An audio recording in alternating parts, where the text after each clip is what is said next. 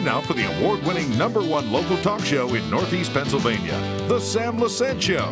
Now here's your host, Sam Lesante. Well, folks, do you know that 1 in 4 girls before they're 18 years old are sexually abused? You also know that 1 in 6 boys before they're 18 are sexually abused. Hi, everyone. I'm Sam Lesante. Thank you for joining us on the Sam Lesante Show.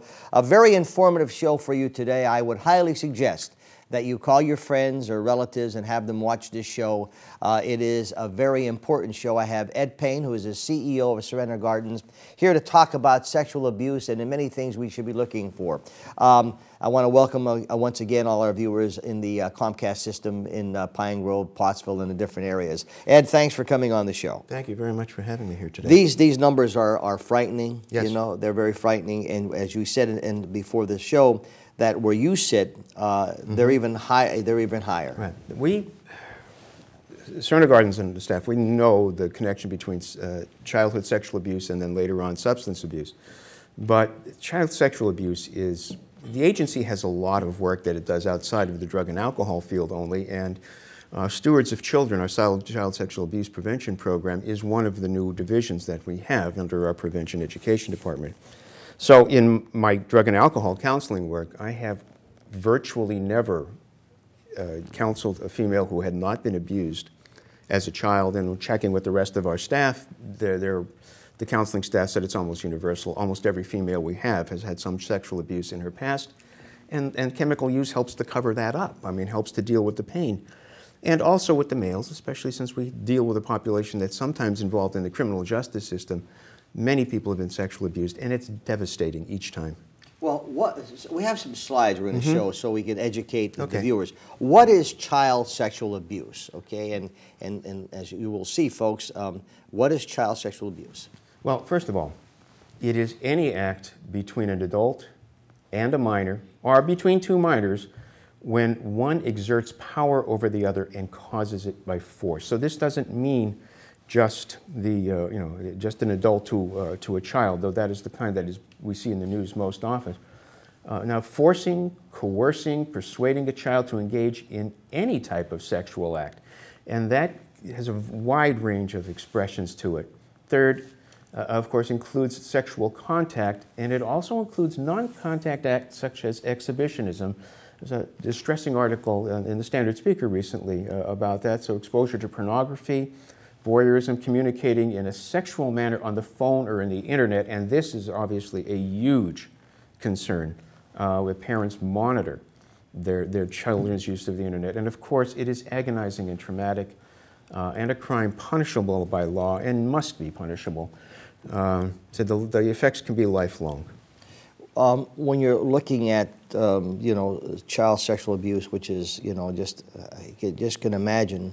When you look at these numbers, 1 in 4 girls before they hit 18, 1 in 6 boys before they hit 18, about sexual abuse. There are steps to protect our children. Yes. Okay, and what we're going to talk about next are the facts. Learn these facts about how you protect the children. That's why I said, folks, it's a very important show for you to listen to. Okay, so here they are. Learn the facts. All right. First, it's highly likely that you already know someone who has been or is being sexually abused. The incidence of it is so great. You've already see at the top there that we talked about the 1 in 4 girls, 1 in 6 boys. Internet is a devastating environment because 1 in 5 children can be sexually solicited, and there are predators out there. Nearly 70% of all sexual assaults that are reported occur to children ages 17 and under. Median age means half above, half below is about 9. About 20% before the age of 8. Half of all the victims of forcible sodomy, sexual assault with an object. Most child victims never report the abuse. And you can read down there a little bit further, but people who abuse, down near the bottom, people who abuse children look and act just like anyone else. In fact, they often go out of their way to appear trustworthy to gain access to the children. And those who sexually abuse children are drawn to settings where they can gain easy access. And if you think about some of the reports that you've seen lately, where you've had coaches, you've had teachers, I mean, we'll deal with the Sandusky matter later on, but if you, and it is, you see it in the newspaper regularly, and what you're seeing are adults in an authority position exploiting children. Okay, there are some areas here that I think parents, you know, in our busy lives, you know, as a parent, you know, there's so many things that you're doing. You know, you're trying to raise a family, you're working, there's things in your mind. So now you have these children on the websites, on the internet, okay? What are some of the things that parents should be doing? You know, I know my daughter and my son are very, very stringent when it comes to what they're doing, even what they're texting, okay, what they're doing on the internet. And you know, what should parents do? What should be some guidelines so they could watch their, especially teenage children, you know, kids in high school or whatever? First of all, the open dialogue with the children on all matters, including sexual, is a crucial thing. So this shouldn't be a, you know, talking about sexuality shouldn't be an awkward topic. It should be something that is introduced. Talking about the abuse, obviously, and that it's capable of occurring, is also there. But, you know, like with your son and daughter, you know, monitoring the children's activity, watching what they watch on the internet, watching how they use their cell phones. In other words, be a parent. You know, watch the kids, track what they're doing. If a child appears to say something, you're going to find this later on in the slides, and says something, they're not often going to do it directly, but trust your instincts if something is wrong. You don't know what it might be. It could be anything, but trust your instincts if you think there's something wrong. Children acting in an overly sexualized manner, and the kids are being exposed to a great deal of sexual material now on television and in their media, but you know, looking for behaviors that are out of the ordinary that might raise your concern. You know, the numbers here that I look at are alarming because you have to understand the child situation here, Ed. 30 to 40% of children are abused by family members. Then it gets as many as 60%. 60% are abused by people the family trust. Right. Wow. And see, this is the ingratiating yourself. I mean, first of all, this kind of sexual abuse goes on within families. And oftentimes, and you see that statistics there.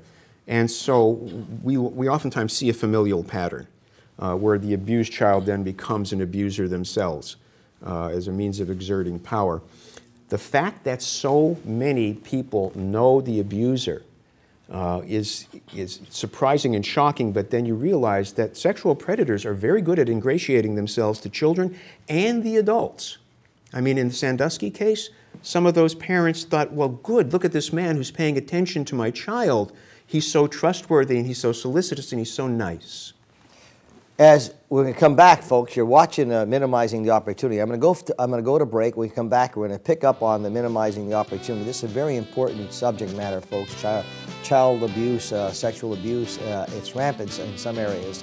But what does a child do? What does that child do when they are being sexually abused by a family member? It's a very difficult thing for them to do. You know, it must be a trauma that is just unbearable. Stay with us. Welcome back to the Sam Lesante Show, folks. I'm Sam Lesante. I'm here with Ed Pane, who is the CEO of Serento Gardens. We're talking about, unfortunately, childhood sexual abuse. As I mentioned, 1 in 4 girls before they hit the age of 18 are sexually abused. 1 in 6 boys, correct, are sexually abused before they hit the age of 18. Now, when we were talking before, we're trying to minimize the opportunity. We had a slide up here, and everybody knows this guy.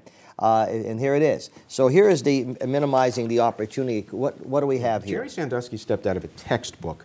And also, you know, and just because it's news and it's out there, many of when you're dealing with clergy, because those sexual abuse cases are substantial, we're very much kind of the person that someone trusted. So, number one, understand the abuser often becomes friendly with the potential victim and their family, enjoys family activities, earns trust, gains time alone with the children.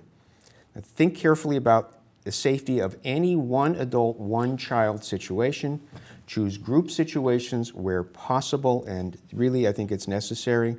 Think carefully about the safety of situations which older youth have access to younger children. Make sure that multiple adults are present who can supervise.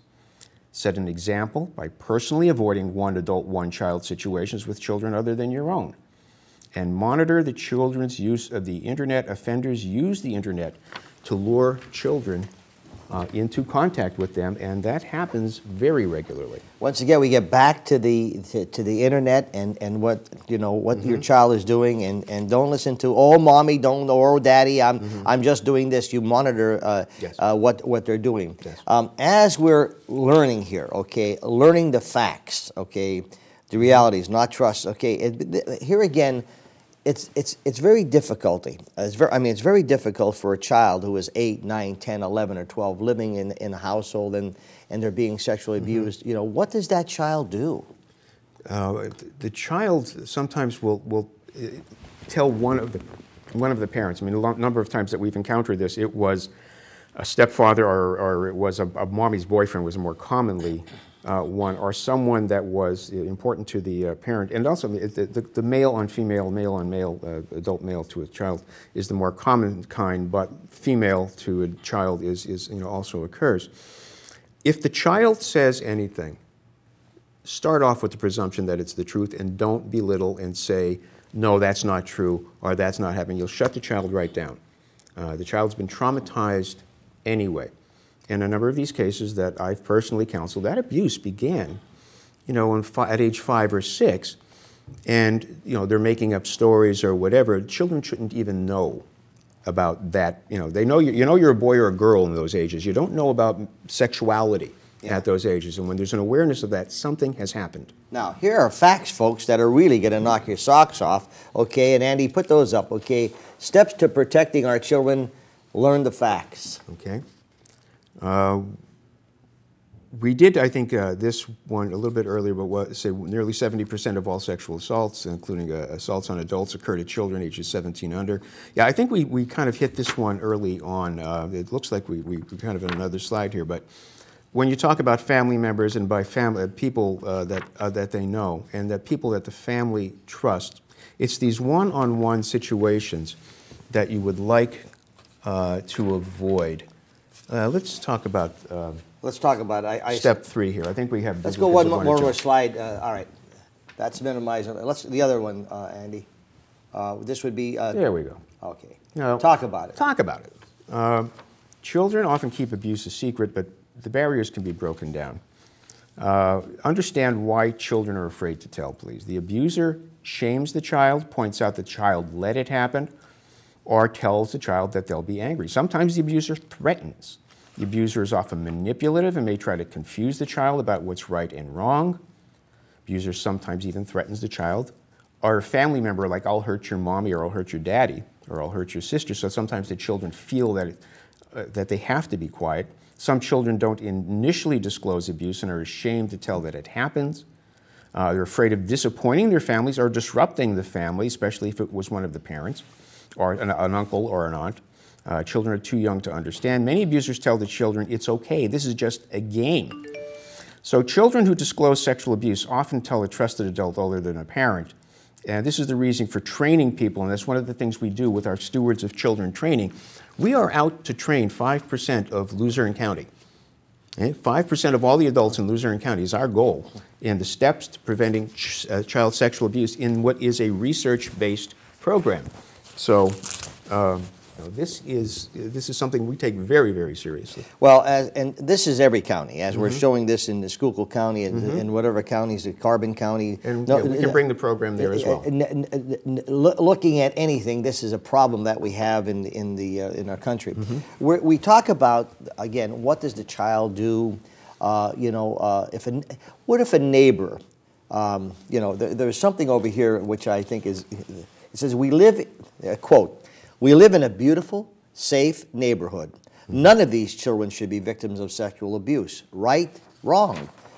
Sometimes neighbors, friends can detect some things. Or if a child's over someone's home and they're playing and they tell their, maybe kids talk among themselves. My dad, it's my brother, my sister, or friend of mine, or a family, they talk about it. And if you find out that you suspect that there's being child's being abused in that home, what should you do as a neighbor or as a friend, knowing that you suspect there's something happening wrong. You would call Childline, the 1-800 number, and I don't have that handy. I'm going to mention, I have the 800 number. But Childline, I think first, because the local children and youth, the local children and youth may not be the best place to begin. Okay, so walk me through this, okay? Because here again, because there's a lot of sleepovers that people go to, and there's a lot of times they go to the mall and they talk.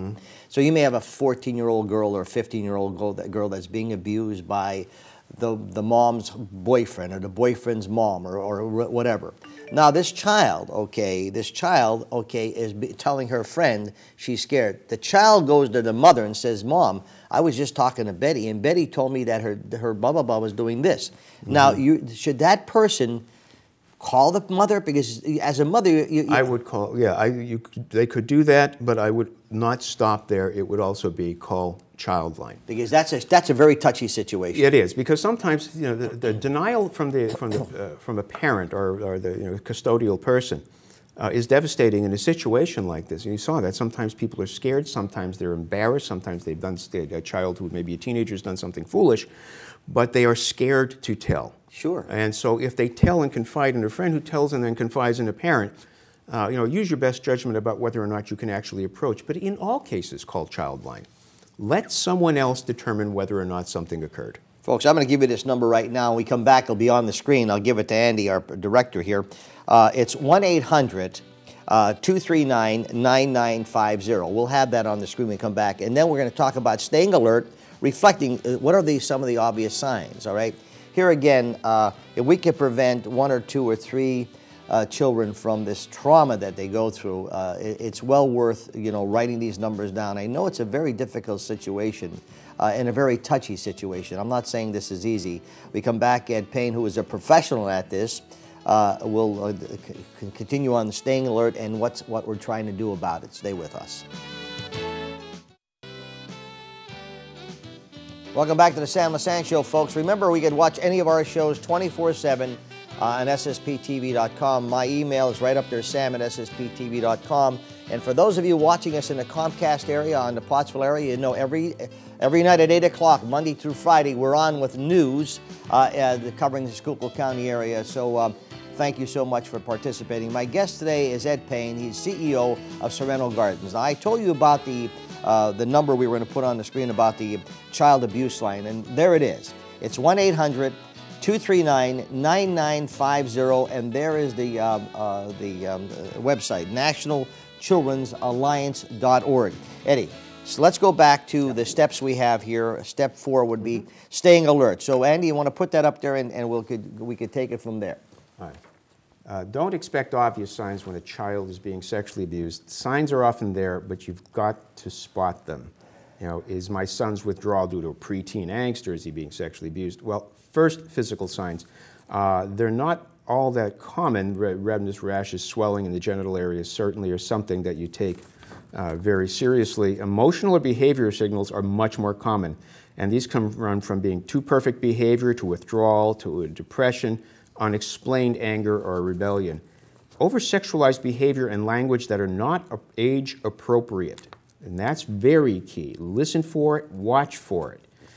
Be aware that in some children there are no signs whatsoever. So if you find a physical sign and you suspect of sexual abuse, have the child physically examined immediately by a professional who specializes in that. Your pediatrician is usually always very, very well trained in these.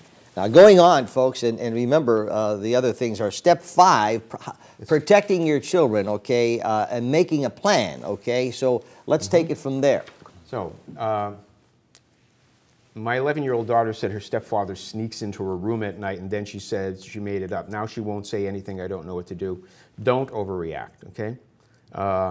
If a child breaks an arm or runs a high fever, you know to stay calm and to seek help. Stay calm in this as well. Your reactions have a powerful influence. So if you react too much, the child will shut down, change their story, change the account around, or even feel guilty. So offer support. Number 1, believe the child and make sure the child knows it. Thank your child for telling them and praise their courage. Encourage the child to talk, but don't ask leading questions for details. Seek help of a professional who's trained to interview the child about sexual abuse. I would refer you first to your local police departments. and because if they don't have it there, they have investigators and detectives available to them through the county that have special detectives special for this. Report or take action in all cases of suspected abuse, both inside and outside the immediate family. Don't panic. Sexually abused children who receive support and psychological help can and do heal. Now we come to another step. Okay, acts of suspicion, okay, steps to protecting our children. So act on your suspicion. By acting on suspicions of child sexual abuse, you will save not only the child, but perhaps countless others, because most pedophiles are serial, and you saw that in many cases. Sandusky, again, being the one that's gotten the national attention. Child abuse helplines are specifically trained for this, and you have a number that will be put up again. Child advocacy centers coordinate all professionals involved in a case. So if you're unsure about whether to make an official report, call. You can call again through your police department or whatever and ask for the advice. Local community agencies such as Hotline, like the Helpline in Luzerne County, and the offices of the United Way, where the Victims Resource Center is a proud member of one of the 26 agencies that are serving throughout your viewing area. And talk to the child's parents as long as they are not the abusers, and provide additional educational material. So this, when we talk about this, we're also talking about teachers and guidance counselors trained to act as first responders in a situation like this. Once again, this is a very touchy situation. Yes. Okay, it's a very delicate situation, but because it's so common that when you see a diocese in California making a $660 million settlement, more than $500 million. When you watch, and I am sorry, I'm not picking on the Catholics, but when you watch the Diocese of Boston declare bankruptcy as a hedge against the fact that they're going to get clobbered, when you look at a Sandusky case, when you read the newspaper and find out this coach, that coach, this teacher, the fact is it is much more common than what we prefer to believe. And so being alert, is key. We have, in Luzerne County, Pennsylvania, the third highest reported incidence of sexual abuse of children in the Commonwealth. Luzerne County, Pennsylvania is number 3. Now, here's another thing. So how do you get involved, folks? And this is something. This is how you get involved. Okay, donate your time and resources to support organization prevention programs. Now, there's the Victims Resource Center, but also I wanted to announce that we do have our Stewards of Children's Child Sexual Abuse Prevention Program that offers training. There are child advocacy centers, crisis centers. Get involved, but use your voice. Ask your schools, organizations in your community, have prevention policies in place and help with their creation. Bring the Darkness to Light Stewards of Children Prevention Program to your community. And that's what Serento Gardens has done, and we are willing to train anyone, anywhere. Support legislation that protects children. Demand the government put resources into protecting children from sexual abuse. Write Congress. Write letters to your newspaper. But don't let it go unchallenged. You have to get active. Children's futures depend on it. Now, folks, here is a film that I highly recommend, and this is a film about childhood sexual abuse. And if we have that flyer, there it is. It's Angela Shelton. Tell us about her and what this film is about. Very briefly, Angela Shelton is an individual. She's a filmmaker. She's an actress, model, and she's also a survivor of severe child sexual abuse. She went out to find all the other Angela Sheltons in the country, and 40 of them agreed to talk to her. More than half of them, 26 of those 40, were survivors of sexual abuse. So the film, Searching for Angela Shelton, is her chronicle of this journey across the United States, meeting others, and ultimately a big part of healing. So this is going to be, and I must say to everybody here, right off the top here, the Sam Lesante and Local 13 are huge media sponsors of this, along with any number of others, Service Electric and Luzerne County Community College, and many others, the Luzerne Foundation, Times Shamrock. I mean, we have so many supporters for this program, and we could not possibly be, WYLN, happier or more proud to be working with you. And the commercial that you're going to see about it was produced right here as your contribution, Well, and we are very proud of that commercial. That's the least that we could do to try to bring information. The film, folks, is going to be at Hazelton, April 25th at Luzerne County Community College, Wilkes-Barre at King's College, my alma mater, 6:30 p.m. And that should be live on April 30th. April 29th, but Angela Shelton will be here on May 2nd. May 2nd. Herself, and you're welcome to come out and meet College. her, and this is an entirely free Google, event. if you could Google Angela Shelton, and maybe you could learn a lot more about what's going on. Eddie, time's run out. We could spend another hour on this. Yes. All I know, it's a serious matter, and hopefully all the county, any counties where the show is being seen, people will do something about it. Folks, 800, put that number back up again, Andy, if you don't mind. 800-239-9950. There it is. If you suspect anything, call that number, please.